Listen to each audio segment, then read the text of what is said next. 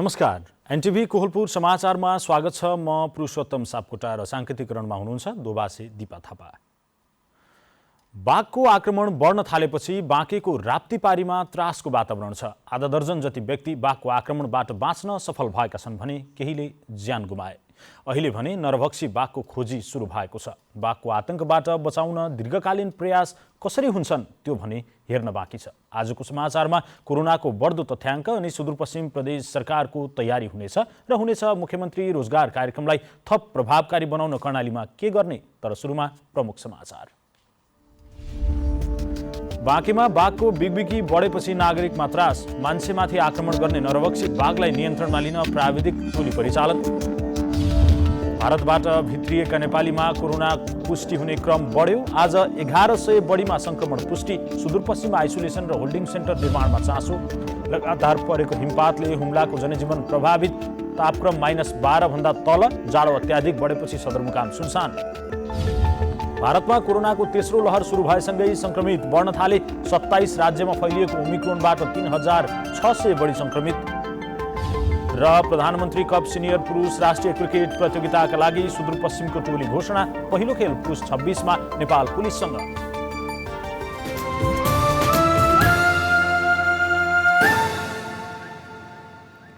समाचार अब विस्तारमा। बाँकेको राप्ती सोनारी गाउँपालिकाका विभिन्न वडामा वन क्षेत्रमा बाघले मान्छेमाथि आक्रमण गर्ने क्रम बढेपछि सरकारले उक्त बाघको पहिचान गरी नियन्त्रणमा लिन प्राविधिक टोली परिचालन गरेको छ। बाघ नियन्त्रणका लागि बर्दियामा रहेको टोली पर्याप्त नभएपछि चितवन निकुञ्जको सौराहाबाट पनि प्राविधिक परिचालन गरिँदैछ।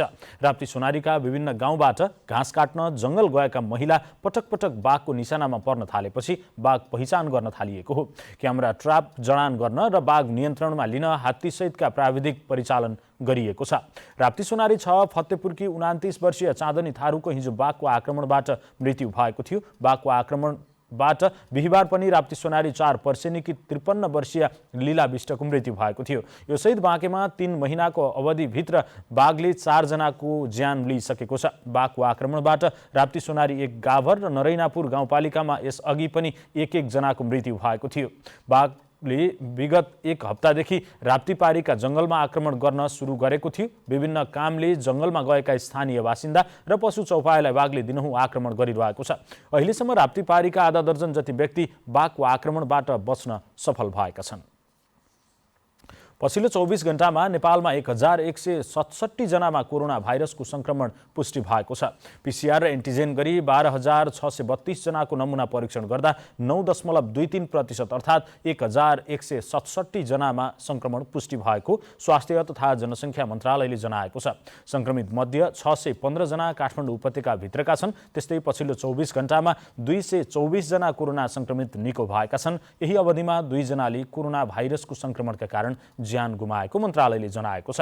अहिले नेपालमा 6755 जना कोरोना भाइरसका सक्रिय संक्रमित रहेका छन्। यसैबीच पछिल्लो 24 घण्टामा 45493 जनाले कोरोना विरुद्धको खोप लगाएका स्वास्थ्य मन्त्रालयले जनाएको छ। भारतबाट नेपाल फर्किने नेपालीमा कोरोनाको संक्रमण बढ्न थालेपछि सुदूरपश्चिम प्रदेश सरकारले तयारी थालेको छ। प्रदेशका सामाजिक विकास मन्त्री लालबहादुर खड्काले आज गेटामा रहेको गेटा मेडिकल कलेजमा आइसोलेसन कक्षका लागि अनुगमन गर्नुभएको छ। साथै धनगढी उपमहानगरपालिका 13 राजपुरमा रहेको आयुर्वेद औषधालयको भवनमा पनि मन्त्री खड्काले अनुगमन गर्नुभएको हो। उहाँले केही दिनभित्रै भारतबाट नेपाल फर्किन सक्ने नेपालीको संख्या बढ्न सक्ने र थप बेडको आवश्यकता पर्ने भएकाले तयारी अवस्थामा बेडहरू राख्न सम्बन्धित कार्यालयलाई निर्देशन दिनुभएको छ। कैलालीको धनगढी उपमहानगरपालिका 3 मा रहेको होल्डिङ सेन्टर निर्माणको चरणमा छ। मन्त्री लालबहादुर खड्काले जतिसक्दो चाँडो होल्डिङ सेन्टरको काम सम्पन्न गर्न निर्माण कम्पनीलाई आज निर्देशन दिनुभयो।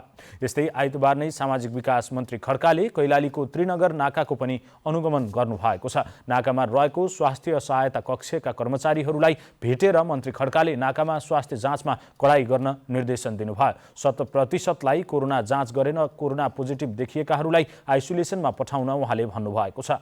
कोरोना रिपोर्ट नेगेटिभ आएकाहरूलाई पनि घरमा केही दिन सामाजिक दूरी कायम गरेर बस्न सुझाव दिन नाकामा रहेका स्वास्थ्यकर्मीहरूलाई मन्त्री खड्काले आग्रह गर्नुभयो। नाकामा परीक्षण गरेर कोरोना पोजिटिभ देखिएकाहरूले कैलालीको धनगढी उपमहानगरपालिकामा रहेको आइसोलेसन कक्ष भरिन थालेको छ। कर्णाली प्रदेश सरकारले आफ्ना कामलाई प्रभावकारी बनाउन स्थानीय तहसँग सहकार्य बढाउन थालेको छ। स्थानीय तह र प्रदेश सरकार बीचमा सहकार्य नभएको गुनासो आइरहेका समयमा प्रदेश सरकारले अघि सारेका कार्यक्रम सफल बनाउन स्थानीय तहसँग छलफल सुरु गरेको हो। रोजगार कार्यक्रम लगायतका अन्य कार्यक्रमहरू, पूर्वाधारका कार्यक्रमहरू जति पनि प्रदेश सरकारबाट सञ्चालित कार्यक्रमहरू छन्, कार्यान्वयनमा ज्यादै ढिला हुने गर्छ। अख्तियारी आउन नै ढिला हुन्छ। आइसकेपछि त्यसलाई कार्यान्वयन प्रक्रियामा लैजाने, अनुगमन गर्ने, त्यसको भुक्तानी प्रक्रियामा ज्यादै ढिला हुने जनगुनासो छ। यो भनाइ दार्मा गाउँपालिका सल्यानका अध्यक्ष नेमबहादुर केसीको हो। कर्णाली प्रदेश सरकारले स्थानीय तहले छनौट गरेका योजना कार्यक्रम नभएर आफ्नै तरिकाले योजना छनौट गर्दा कार्यान्वयनमा समस्या आएको बताउनु भयो।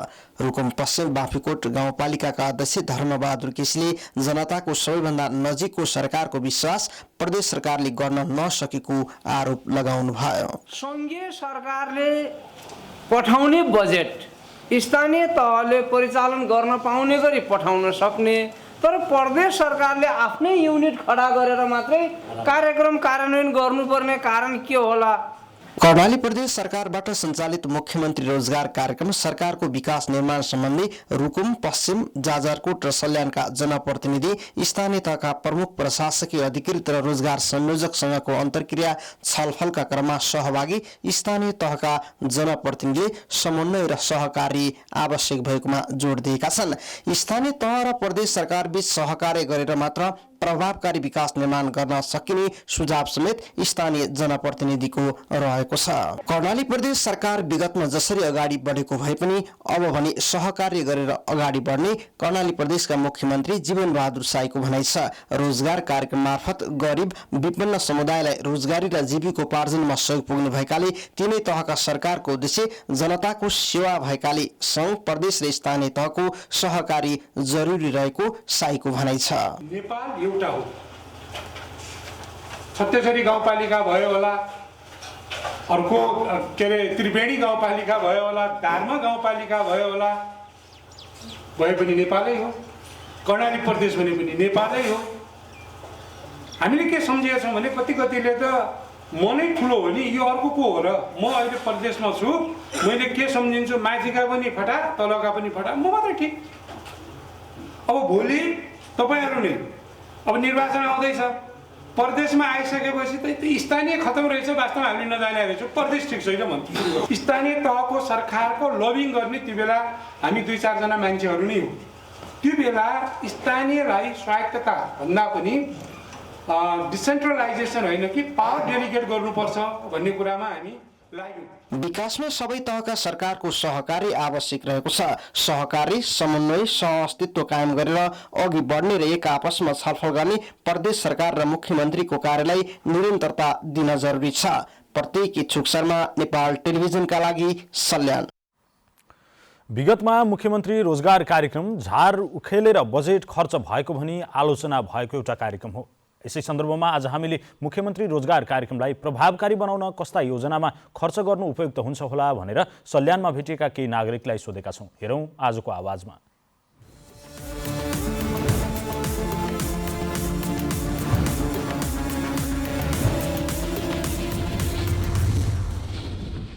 प्रधानमन्त्री मुख्यमन्त्रीका स्वरोजगारका कार्यक्रमहरू छन्। यो हामीले चाहिँ नेपाल सरकारले एउटा खालको व्यवस्था गरेको छ। त्यसका लागि हामीले चाहिँ जुन खालको शीर्षकमा गरिबीहरूलाई चाहिँ न्यूनीकरण गर्नका लागि रोजगार सिर्जनाका कार्यक्रमहरू जति पनि छन् नि, यो चाहिँ स्थानीय सरकार, जनता होइन के अरे सरकार यसमा चाहिँ समन्वय गरेर प्रभावकारी ढङ्गले अगाडि बढाउने गर्दा चाहिँ यो अलि बढी प्रभावकारी हुन्छ कि भन्ने हो। यो गरिब दुखीको लागि समय बढाउनु हुनेछ र अरू यो निरन्तर सल्यानमा निरन्तर रूपले कार्यक्रम सुरु गर्नुहुनेछ र विशेष गरी तपाईँको सुरुमा योजना छनौट अनि कार्यान्वयन अनुगमनको कुराहरूलाई विशेष ध्यान दिनुपर्ने र जसरी छनौट गर्ने प्रक्रियामा पनि जो बेरोजगार मान्छे हुन् उनीहरूलाई नभएर अहिले गाउँ गाउँमा आफ्नो सरकार भएको ठाउँमा चाहिँ कार्यकर्तामुखी जो छनौट प्रक्रिया छ उनीहरूले गरेको कामको अनुगमन पनि त्यसरी चाहिँ सही ढङ्गले भएको छैन। अनि बजेटको पनि अब प्रदेशले चाहिँ अलिक यसलाई अरू कुराहरूलाई बरु कटौती गरेर स्वरोजगार बनाउने साँच्चै उद्देश्य हो भने बजेट विनियोजन पनि अलिक प्रभावकारी बनाउनु धेरै जरुरी देखिन्छ। जुन वडामा सङ्कलन भएका बेरोजगारको डाटाहरू हुन्छ त्यसलाई नै कलेक्सन गरेर सबैभन्दा न्यून आय स्तरका र सबैभन्दा बढी श्रम गर्न पर्ने लक्षित वर्गलाई समेटेर चाहिँ काम गरियो भने यो धेरै प्रभावकारी हुन्छ। जस्तो फारम भर्ने बेला पनि फारमहरूमा चाहिँ बदमासी गरिरहेको देखिन्छ। यसलाई चाहिँ वडा कार्यालयले विशेष गरेर कलेक्सन गरेर र सम्बन्धित रोजगार सञ्चालन गर्ने शाखाले पनि यसका लागि विशेष ध्यान दिएर काम गर्यो भने प्रभावकारी हुन्छ जस्तो मलाई लाग्छ। पहिलो कुरा त यो जुन मुख्यमन्त्री कार्यक्रम अन्तर्गत चाहिँ जो एकदम गरिब विपन्न वर्गले मैले बुझेअनुसार बहुत विपन्न वर्गले पाउनु भएको छ र उहाँले जस्तो रोजगार पाउनुभयो उहाँले पाउनु भएको थिएन, यहाँ गाह्रो हुन्थ्यो। तर उहाँले चाहिँ रोजगार पाएर पनि आफ्नो जुन एउटा जीवनस्तर आफ्नो पारिवारिक र उहाँहरूले चाहिँ राम्रोसँग चलाउनु भयो, मैले विगत वर्ष पनि देखेँ। तर अहिले पनि अलिकति यसलाई चाहिँ कन्टिन्यू दिने क्रममा जुन 100 दिन थियो यसलाई चाहिँ अलिकति बढाएर अगाडि नै यो 100 दिन नभएर अलिकति अगाडि नै चाहिँ यसलाई सञ्चालन गरेको अझै राम्रो हुन्छ। नाम मुख्यमन्त्री देख्दाखेरि चाहिँ त्यो सामान्य एउटा त्यो वडाको पनि टोल विकास संस्थाले गर्ने कामहरू जस्तो देखिया छ। त्यसमा पनि अनुगमन छैन, त्यसलाई सुधार गर्नुपर्छ जस्तो लाग्छ।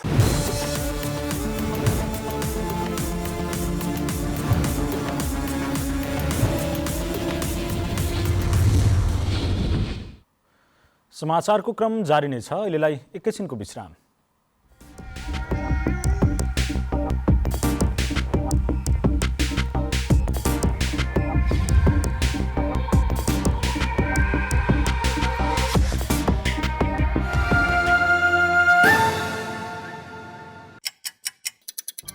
हर घड़ी हर प्रहर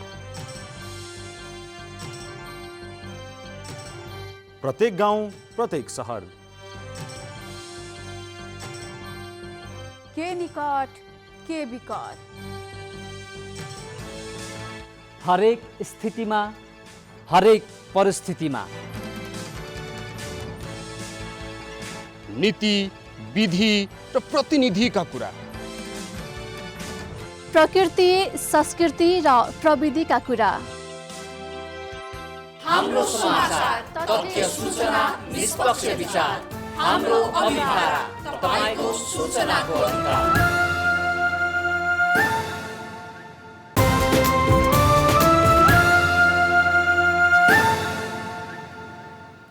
विश्रामपछि समाचारमा पुनः स्वागत छ। अब बाँकी समाचार। शुक्रबार बेलुकादेखि लगातार परेको हिमपातले हुम्ला सदरमुकाम सिमीकोट सेताम्य भएको छ। 1 फिट जमेको हिउँले गर्दा स्थानीयवासीलाई घरबाट बाहिर निस्किन समस्या भएको छ। त्यहाँको तापक्रम -12 भन्दा तल झरेपछि जाडो अत्याधिक बढेको छ। हिमपातले नाम्खा गाउँपालिकाको मलिमी, मुचुल लगायतका क्षेत्रमा 4 फिट हिउँ जमेको तुमकोटका स्थानीयवासी छपाल लामाले जानकारी दिनुभयो। उहाँका अनुसार यो पटकको हिमपात यस वर्षकै ठुलो हो। घरभन्दा बाहिर निस्किन समेत नागरिकलाई समस्या भएको छ। चिसोले खानेपानीका धारा तथा खोलामा पानी समेत जमेका छन्। अत्याधिक चिसो र हिमपात भइरहेका कारण सिमीकोट सुनसान भएको छ। निरन्तर हिउँसँगैको अत्याधिक चिसोले सिमीकोट आसपासको जनजीवन प्रभावित भएको सहायक प्रमुख जिल्ला अधिकारी दशरथ राईले जानकारी दिनुभयो। मध्य पहाडी लोकमार्गको रुकुम पूर्व खण्डमा गाडी सञ्चालनमा रोक लगाइएको छ। हिमपातका कारण दुर्घटनाको जोखिम बढेको भन्दै लोकमार्ग सञ्चालनमा रोक लगाइएको हो। रुकुम पूर्व र बागलुङको सिमाना पातिहानला क्षेत्रमा हिमपातका कारण दुर्घटनाको जोखिम बढेकाले मध्य पहाडी लोकमार्गमा गाडी सञ्चालनमा रोक लगाइएको प्रमुख जिल्ला अधिकारी लक्ष्मी प्रसाद बास्कोटाले जानकारी दिनुभयो। रुकुम पूर्वमा रहेको सुरक्षा निकायका प्रमुख र यातायात व्यवसायीहरूको उपस्थितिमा गरिएको छलफल र यातायात व्यवसायीको सुझावबाटै मध्य पहाडी लोकमार्गको पातिहानला खण्डमा सवारी सञ्चालनमा रोक लगाउने निर्णय गरिएको हो। मध्य पहाडी लोकमार्गमा जमेको 2.5 फिट हिउँ 5 दिन लगाएर डोजरले पन्छाइएको छ। तर गाडी सञ्चालन गर्न धेरै नै जोखिम रहेकाले लोकमार्ग बन्द गर्ने निर्णय गरिएको प्रमुख जिल्ला अधिकारी बास्कोटाले बताउनु भएको छ। संस्कृति पर्यटन तथा नागरिक उड्डयन मन्त्री प्रेमबहादुर आलेले मौसममा सुधार आउने बित्तिकै भैरवामा रहेको गौतम बुद्ध अन्तर्राष्ट्रिय विमानस्थलमा क्यालिब्रेसन उडान हुने बताउनु भएको छ। विमानस्थलको निरीक्षण तथा अनुगमनका लागि भैरवा पुग्नुभएका मन्त्री आलेले पछिल्लो केही दिन यतादेखि तराईमा लागेको तुहालो तथा मौसममा केही खराबी भएका कारण क्यालिब्रेसन उडान हुन नसकेको भन्दै उहाँले क्यालिब्रेसन उडानका लागि सम्पूर्ण तयारी पूरा भइसकेको बताउनु भएको छ। मन्त्री आलेले क्यालिब्रेसन उडान गरेको केही दिनभित्रै परीक्षण उडान गरिने समेत जानकारी दिनुभयो। विमानस्थलमा उडान गर्नुपर्ने थप नयाँ उपकरण तथा निर्माणका क्रममा रहेका भौतिक संरचनाहरू चाँडो निर्माण सम्पन्न गर्न समेत मन्त्री आलेले निर्देशन दिनुभएको छ। मन्त्री आलेले विमानस्थलको धावन मार्ग, कन्ट्रोल टावर, यात्रु आवागमन तथा प्रस्थान कक्षको समेत निरीक्षण गर्नुभएको थियो। थारू बस्तीमा यति बेला माघी पर्वको रौनक सुरु भएको छ। थारू समुदायले नयाँ वर्षका रूपमा मनाउने माघी पर्वमा गाउँको मटहवा चुन्ने र वर्ष दिनका लागि नयाँ योजना बनाउने परम्परा अहिले पनि कायम छ। थारूहरूले माघीकै दिन पारेर नयाँ घर बनाउने, दाजुभाइ बीच अंशबन्डा गर्ने, छोराछोरीहरूको विवाह पनि गरिदिने चलन रहेको छ। दाङसहित पश्चिम तराईका 5 जिल्लामा माघी पर्व सुरु भएको छ। माघी सुरु भएसँगै थारू युवा युवतीदेखि वृद्ध वृद्धासम्म एक ठाउँमा भेला भई नाचगान सुरु गरेका छन्। माघी आउन केही दिन बाँकी छँदा थारू गाउँमा माघीको रौनक बढ्दै गएको छ। थारू समुदायले नयाँ वर्षका रूपमा मनाउने माघीमा गाउँभरिका थारू अगुवा भेला भई एक वर्षका लागि गाउँको मुख्य व्यक्ति मटवा चुन्ने, वर्ष दिनसम्म लागेको ऋण चुक्ता गर्ने र नयाँ कामको थालिने यसै दिनबाट सुरु गर्ने परम्परा रहेको घोराईका थारू अगुवा लालबहादुर चौधरी बताउनुहुन्छ। प्रत्येक घरबाट मताउको घरमा गएर काठ खन्नाले दाउराहरू लिएर बुढाहरू लिएर जाने, त्यसपछि ढुङ्ग्रो गाउने। रातभरि त्यो ढुङ्ग्रो गाउँदाखेरि त्यो जुन आगो हुन्छ त्यो आगोलाई जगाएर राख्ने। यसरी चयन भएका मटौवाले गाउँमा भएको भुइँथान पूजा गर्ने, सिँचाइका लागि बनाएका कुला नालाको रेखदेख गर्ने र गाउँमा भइपरि आउने समस्याको समाधान गर्नुपर्ने हुन्छ। माघीकै दिन पारेर थारू समुदायलाई नयाँ घर बनाउने, दाजुभाइ बीच अंशबन्डा गर्ने, छोराछोरीको विवाह गर्ने चलन रहेको अर्का थारू अगुवा बलबहादुर चौधरीको भनाइ छ।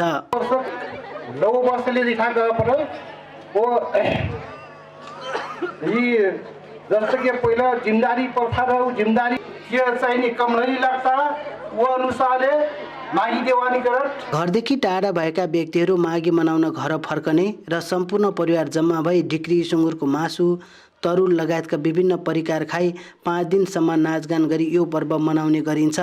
यस्ता चाडपर्वले हाम्रो परम्परा र संस्कृति जोगाउन समेत जोड दिँदै आएको छ। जनक नेपाली, नेपाल टेलिभिजन, लुम्बिनी प्रदेश, दाङ। समाचारको क्रम जारी नै छ, एक किसिमको विश्राम।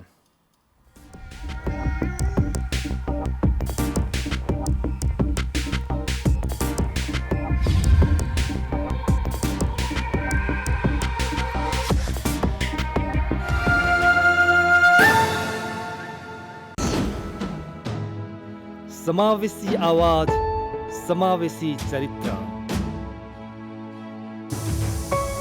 बेग्लै अस्तित्व, पहिचान सर्वत्र। दृश्यहरूको भीडमा तपाईको दृश्य, कला, संस्कृति र प्रकृतिको शब्दचित्र।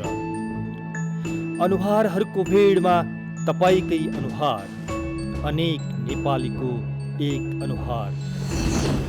एनटिभी कोहलपुर।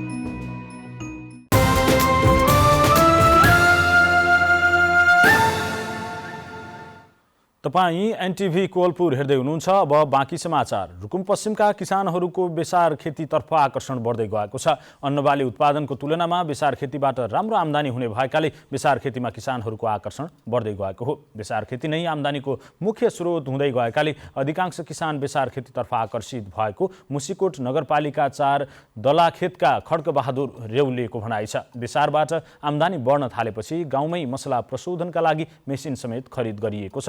रुकुम पश्चिमको हावापानी, तरकारी तथा विभिन्न नगदे बाली उत्पादनका लागि उपयुक्त मानिन्छ। यसबाट जिल्लाका धेरैजसो किसानले विगतदेखिको परम्परागत र निर्वाहमुखी खेती प्रणालीको विकल्पमा हाल विभिन्न नगदे तथा आम्दानीका अन्य वृद्धि हुने खालका बालीहरू लगाउँदै आएका छन्। अब अन्तर्राष्ट्रिय समाचार।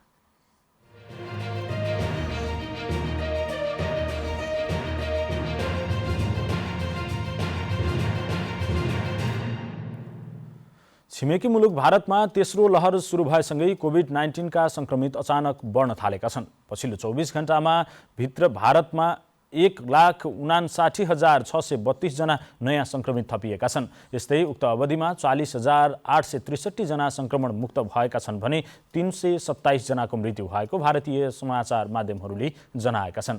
यस्तै आइतबारसम्म कोभिड-19 को नयाँ ओमिक्रोन भेरिएन्टबाट संक्रमित हुनेको संख्या 3,623 पुगेको छ। भारतमा संसदका 400 भन्दा बढी कर्मचारीमा कोभिड-19 को संक्रमण पुष्टि भएको छ। ओमिक्रोन भेरिएन्ट भने हालसम्म 27 राज्यमा फैलिसकेको छ। महाराष्ट्रमा ओमिक्रोनका संक्रमित सबैभन्दा धेरै रहेका छन्।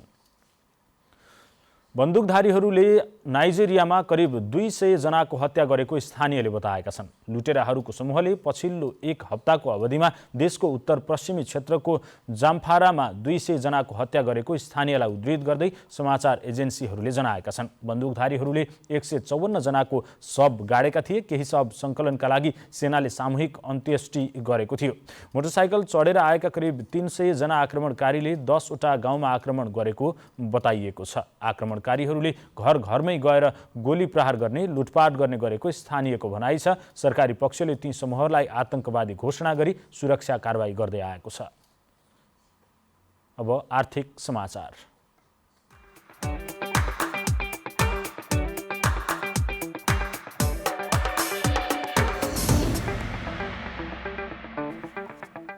हप्ताको पहिलो दिन शेयर बजार 73 अङ्कले बढेको छ। शेयर बजार परिसूचक नेप्से आज 73.05 अङ्कले बढेर 2765.52 बिन्दुमा पुगेको हो। सबै समूहको शेयर बढेकोमा जलविद्युत समूहको शेयर 148 अङ्कले, विकास बैंकको 257 अङ्कले, माइक्रो फाइनान्स समूहको 70.5 अङ्कले र उत्पादन समूहको शेयर 138 अङ्कले बढेको छ। यस्तै आज जीवन बीमा समूहको शेयर 295 र निर्जीवन बीमा समूहको शेयर 379 अङ्कले बढेको छ। आज नेप्सेसँगै कारोबार रकम पनि बढेको छ। आज 1,50,58,000 किता शेयर 7,10,18,00,000 रुपियाँमा कारोबार भएको छ। सबैभन्दा धेरै अपी पावर कम्पनीको 29 करोड रुपियाँको शेयर किनबेच भएको छ। आज नेपाल हाइड्रो डेभलपर्स, हिमालयन ऊर्जा विकास कम्पनी, युनियन हाइड्रो र मध्य भुटेकोशी जलविद्युत कम्पनीको शेयर 10% बढेको छ। रूपन्देहीको बेलहिया भन्सार कार्यालयले लक्ष्य अनुसार राजस्व सङ्कलन गरेको भन्सारका सूचना अधिकारी तीर्थ पासवानले जानकारी दिनुभएको छ। यस आर्थिक वर्षका लागि राजस्व विभागले 127 अर्ब 42 करोडको लक्ष्य दिएको थियो। सूचना अधिकारी पासवानका अनुसार पौष मसान्तसम्ममा लक्ष्यको 50% बढी राजस्व सङ्कलन हुने भैरवा भन्सार कार्यालय रूपन्देहीको आकलन छ। आर्थिक वर्ष 2077-78 मा विभागले 79 अर्ब 65 करोडको लक्ष्य तोकेको थियो, तर कार्यालयले 112 अर्ब रकम राजस्व सङ्कलन गरेको थियो। यस वर्ष पनि लक्ष्यभन्दा बढी राजस्व सङ्कलन हुने उहाँले बताउनु भएको छ। बेलहियाबाट अटोमोबाइल लगायत 10 प्रकारका वस्तुको आयातबाट बढी राजस्व सङ्कलन हुने गरेको छ। कार्यालयले भन्सार चुहावट नियन्त्रणका कामहरू पनि गर्दै आएकाले यस वर्ष लक्ष्यभन्दा बढी राजस्व सङ्कलन हुनेमा विश्वस्त छ। अब खेलकुद समाचार।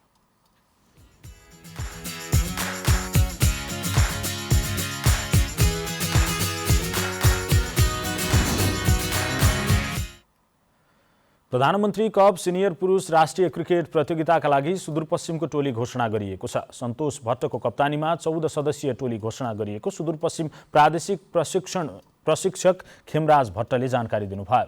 कप्तानमा भट्टसँगै उपकप्तानमा शेर मल्ल, विकेट किपर राजु रिजाल रहेका छन्। टोलीका अन्य सदस्यहरूमा खड्ग बोहरा, गजेन्द्र बोहरा, दीपक बोहरा, हेमन्त धामी, विकास आग्री, आदित्य महत, नारायण जोशी, वसन्त कार्की, अर्जुन साउद, दीपक टमटा र कैलाश ऐर रहेका छन्। यस्तै नरेश भट्ट, अनुराग सिंह, सत्यराज विष्ट र मिलन बोहरा वैकल्पिक खेलाडीका रूपमा रहेका छन्। हालै सम्पन्न प्रदेशस्तरीय छनौट प्रतियोगितामा उत्कृष्ट प्रदर्शन गरेका आधारमा खेलाडी छनौट गरिएको सुदूरपश्चिम प्रादेशिक क्रिकेट सङ्घले जनाएको छ।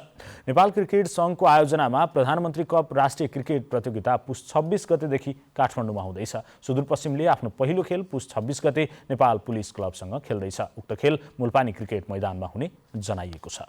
अब मौसम।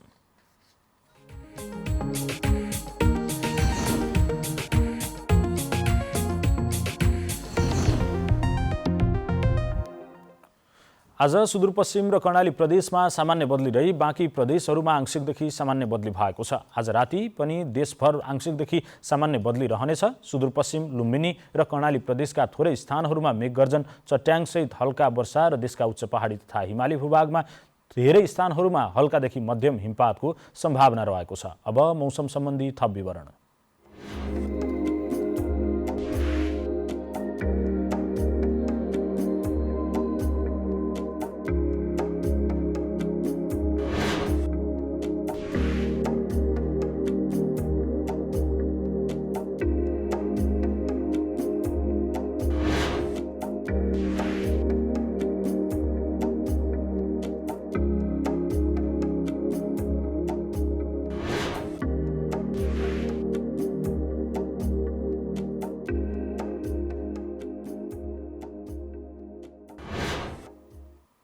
समाचारको अन्त्यमा प्रमुख समाचार पुनः एकपटक।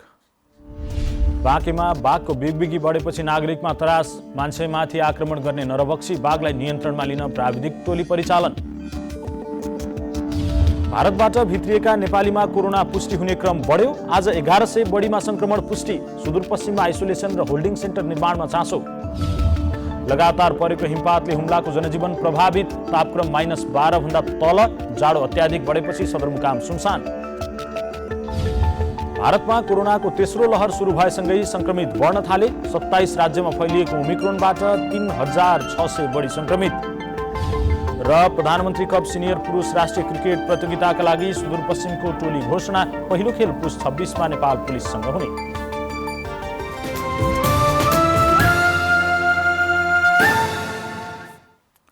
हवस् त अहिलेलाई समाचारको सिलसिला यति नै। बिदा दिनुहोस्।